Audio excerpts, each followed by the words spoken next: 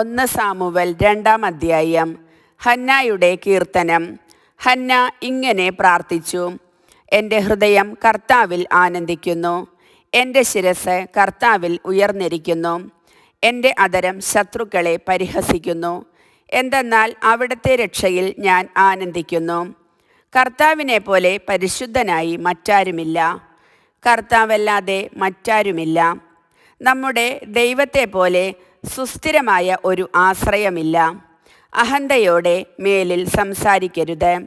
നിന്റെ നാവിൽ നിന്ന് ഗർവ് പുറപ്പെടാതിരിക്കട്ടെ, കാരണം കർത്താവ് സർവജ്ഞനായ ദൈവമാണ്. പ്രവർത്തികളെ വിലയിരുത്തുന്നത് അവിടുന്നാണല്ലോ. വീരന്മാരുടെ വില്ലുകൾ തകരുന്നു, ബലഹീനരാകട്ടെ ശക്തി പ്രാപിക്കുന്നു. സുഭിക്ഷം അനുഭവിച്ചിരുന്നവർ ആഹാരത്തിനായി കൂലിപ്പണി ചെയ്യുന്നു, വിശപ്പ് അനുഭവിച്ചിരുന്നവർ സംതൃപ്തി അടയുന്നു. വന്ധ്യ 7 പ്രസവിക്കുന്നു, സന്താന സമ്പത്തുള്ളവൾ നിരാലംബയാകുന്നു. കർത്താവ് ജീവൻ എടുക്കുകയും കൊടുക്കുകയും ചെയ്യുന്നു. അവിടുന്ന് പാതാളത്തിലേക്ക് ഇറക്കുകയും അവിടെ നിന്ന് കയറ്റുകയും ചെയ്യുന്നു. ദരിദ്രനും ധനികനുമാക്കുന്നത് കർത്താവാണ്, താഴ്ത്തുന്നതും ഉയർത്തുന്നതും അവിടുന്ന് തന്നെ. ദരിദ്രനെ അവിടുന്ന് ധൂളിയിൽ നിന്ന് ഉയർത്തുന്നു, അഗതിയെ കുപ്പയിൽ നിന്ന് സമുദ്ധരിക്കുന്നു. അങ്ങനെ അവരെ പ്രഭുക്കന്മാരോടൊപ്പം ഇരുത്തി ഉന്നത സ്ഥാനങ്ങൾക്ക് അവകാശികളാക്കുന്നു. ഭൂമിയുടെ അടിത്തൂണുകൾ കർത്താവിൻ്റേതാണ്, അതിന്മേൽ അവിടുന്ന് ലോകത്തെ ഉറപ്പിച്ചിരിക്കുന്നു. തൻ്റെ വിശ്വസ്തരുടെ പാദങ്ങളെ അവിടുന്ന് കാക്കുന്നു. ദുഷ്ടന്മാർ അന്ധകാരത്തിൽ ഉപേക്ഷിക്കപ്പെടുന്നു, ശക്തിയാൽ ആരും പ്രബലനാകുന്നില്ല. കർത്താവ് പ്രതിയോഗികളെ ഛിന്നഭിന്നമാക്കുന്നു, അവർക്കെതിരെ ആകാശത്തിൽ ഇടിമുഴക്കുന്നു. അവിടുന്ന് ഭൂമിയെ മുഴുവൻ വിധിക്കും, തൻ്റെ രാജാവിന് ശക്തി കൊടുക്കും, തൻ്റെ അഭിഷിക്തൻ്റെ ശിരസുയരുമാറാക്കും. അനന്തരം എൽക്കാന റാമായിലുള്ള തൻ്റെ ഭവനത്തിലേക്ക് മടങ്ങി. ബാലനായ സാമുവലാകട്ടെ പുരോഹിതനായ ഏലിയുടെ സാന്നിധ്യത്തിൽ കർത്താവിന് ശുശ്രൂഷ ചെയ്തു പോന്നു. ഏലിയുടെ പുത്രന്മാർ ദുർമാർഗികളും കർത്താവിനെ ബഹുമാനിക്കാത്തവരുമായിരുന്നു. ജനങ്ങളിൽ നിന്ന് പുരോഹിതന്മാർക്കു ലഭിക്കേണ്ട വിഹിതത്തെ സംബന്ധിക്കുന്ന നിയമം അവർ മാനിച്ചില്ല.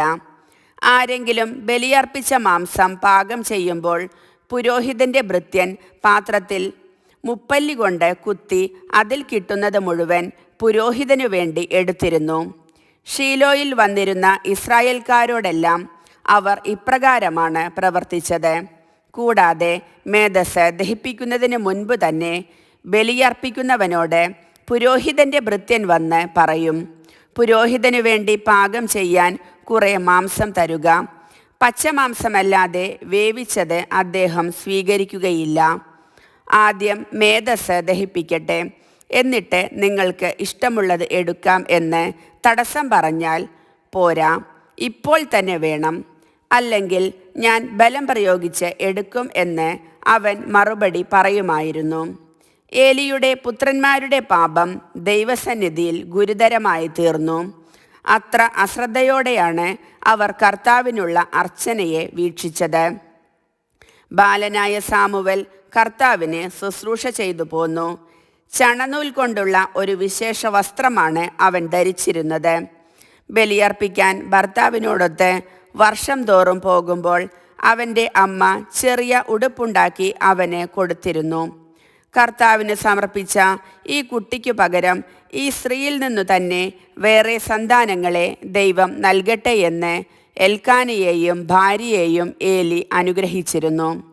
പിന്നീട് അവർ വീട്ടിലേക്ക് പോകും. കർത്താവ് ഹന്നായെ കടാക്ഷിച്ചു. അവൾ ഗർഭം ധരിച്ച് 3 പുത്രന്മാരെയും 2 പുത്രിമാരെയും പ്രസവിച്ചു. ബാലനായ സാമുവലാകട്ടെ കർത്താവിൻ്റെ സന്നിധിയിൽ വളർന്നു വന്നു. ഏലി വൃദ്ധനായി. തൻ്റെ പുത്രന്മാർ ഇസ്രായേൽ ജനത്തോട് ചെയ്തിരുന്നതെല്ലാം അവൻ കേട്ടു. സമാഗമ കൂടാരത്തിൻ്റെ പ്രവേശന കവാടത്തിൽ ജോലി ചെയ്തിരുന്ന സ്ത്രീകളോടൊത്ത് അവർ ശയിച്ചിരുന്ന വിവരവും അവൻ അറിഞ്ഞു. അവൻ അവരോട് പറഞ്ഞു: എന്താണ് നിങ്ങൾ ഈ ചെയ്യുന്നത്? നിങ്ങളുടെ ദുഷ്കൃത്യങ്ങളെപ്പറ്റി ഓരോരുത്തർ പറയുന്നത് ഞാൻ കേൾക്കുന്നു. മക്കളെ, മേലാൽ അങ്ങനെ ചെയ്യരുത്. നിങ്ങളെപ്പറ്റി ദൈവജനം പറഞ്ഞ് ഞാൻ കേൾക്കുന്ന കാര്യങ്ങൾ തീരെ നന്നല്ല. മനുഷ്യൻ മനുഷ്യനോട് പാപം ചെയ്താൽ ദൈവം അവനു വേണ്ടി മധ്യസ്ഥം വഹിക്കും. കർത്താവിനോട് പാപം ചെയ്താൽ ആർ മധ്യസ്ഥം വഹിക്കും? പക്ഷേ അവർ പിതാവിൻ്റെ വാക്കു കേട്ടില്ല. കാരണം അവരെ നശിപ്പിക്കാൻ കർത്താവ് നിശ്ചയിച്ചിരുന്നു.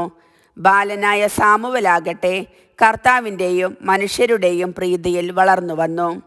കർത്താവ് അയച്ച ഒരാൾ ഏലിയുടെ അടുക്കൽ വന്നു പറഞ്ഞു, കർത്താവ് ഇപ്രകാരം പറയുന്നു, നിന്റെ പിതാവിൻ്റെ കുടുംബം ഈജിപ്തിൽ ഫറവോയുടെ ഭവനത്തിൽ അടിമയായിരിക്കുമ്പോൾ ഞാൻ അവർക്ക് എന്നെ തന്നെ വെളിപ്പെടുത്തി. എൻ്റെ ബലിപീഠത്തെ സമീപിക്കാനും ധൂപാർപ്പണം നടത്താനും എൻ്റെ മുൻപിൽ എഫോദ് ധരിക്കാനും ഇസ്രായേലിൻ്റെ എല്ലാ ഗോത്രങ്ങളിലും നിന്ന് ഞാൻ അവനെ എൻ്റെ പുരോഹിതനായി തിരഞ്ഞെടുത്തു. ഇസ്രായേൽ മക്കൾ ദഹനബലിക്ക് അർപ്പിച്ചതെല്ലാം നിന്റെ പിതൃഭവനത്തിന് ഞാൻ കൊടുത്തു. എന്നിട്ടും എന്തുകൊണ്ടാണ് എനിക്ക് അർപ്പിക്കണമെന്ന് കൽപ്പിച്ചിട്ടുള്ള ബലികളെയും കാഴ്ചകളെയും നീ ആർത്തിയോടെ നോക്കുന്നത്? നിങ്ങൾ എൻ്റെ ജനം എനിക്കർപ്പിക്കുന്ന സകല ബലികളുടെയും വിശിഷ്ടഭാഗം തിന്നുകൊഴുത്തു. എന്നേക്കാൾ കൂടുതൽ നിന്റെ മക്കളെ നീ ബഹുമാനിക്കുന്നതെന്ത്? അതിനാൽ ഇസ്രായേലിൻ്റെ ദൈവമായ കർത്താവ് അരുളി ചെയ്യുന്നു, നിന്റെയും നിന്റെ പിതാവിൻ്റെയും കുടുംബം നിത്യവും എനിക്ക് ശുശ്രൂഷ ചെയ്യുമെന്ന് ഞാൻ വാഗ്ദാനം ചെയ്തിരുന്നു.